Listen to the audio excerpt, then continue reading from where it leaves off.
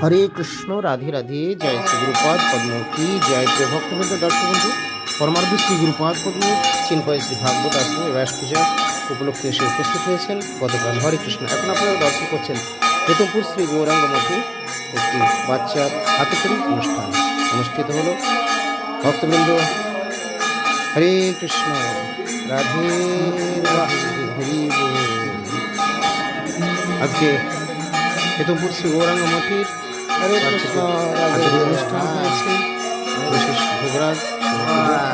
সামনেই তো আসছে ব্যাস পূজা মহামহোৎসব 29শে ফেব্রুয়ারি চিনপাই শ্রী ভাগবত আশ্রমে প্রভুপাদের ব্যাস পূজা মহামহোৎসব। এছাড়াও প্রভুপাদের এবছর হলো 150তম আবির্ভাব পূর্তি পূজা। আপনারা সকলেই অবশ্যই উপস্থিত হবেন। চিনপাই শ্রী ভাগবত পুষ্পাঞ্জলি দেওয়ার পরে সকল প্রসাদী গ্রহণ করা হয়। নিত্যানন্দ ত্রয়োদশীতেও তাই।